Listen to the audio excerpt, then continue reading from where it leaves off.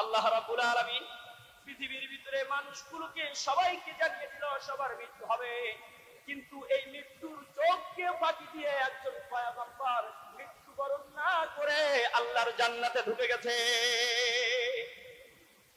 একজন পয়গম্বর মৃত্যুবরণ করেনি, মৃত্যুবরণ না করে জান্নাতে গেছে। এই ঘটনা কি আপনারা শুনতে চান?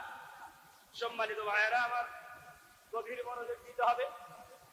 আল্লাহ রাব্বুল আলামিন বলে সব পয়গম্বর মৃত্যুবরণ করেছে, কিন্তু একজন পয়গম্বর মৃত্যুবরণ করে নাই। সেই পয়গম্বরের নাম হলো ইদ্রিস আলাইহিস সালাতু ওয়াস সালাম। জোরে বলা যাবে কি সুবহানাল্লাহ? ইদ্রিস আলাইহিস সালাতু ওয়াস সালামের মৃত্যু হয়নি। বিশ্বাস না হয় ইতিহাস ঘেটে দেখবেন। এই পয়গম্বর আল্লাহর সাথে এত বন্ধুত্ব ছিল যে আল্লাহর সাথে বন্ধুত্ব এমন মানে গভীর ছিল, আল্লাহর সাথে মশকরা করতে করতে জান্নাতে ঢুকে গেছে। বলেন সুবহানাল্লাহ। সম্মানিত ভাইয়েরা আমার, বন্ধুরা আমার, আমি এই ঘটনা আপনাদেরকে শুনিয়ে দিব। তারপরে আমি যে সাবজেক্টটা সিলেক্ট করেছি ওই সাবজেক্টের ভিতরে আপনাদেরকে আমি পর্যায়ক্রমে ঢুকিয়ে ফেলবো।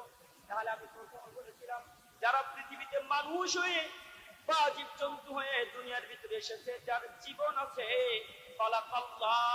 আল্লাহ যাদেরকে দুনিয়ায় সৃষ্টি করেছে তাদের মৃত্যু অবধারিত আছে। ঠিক না? ঠিক জোরে বলে।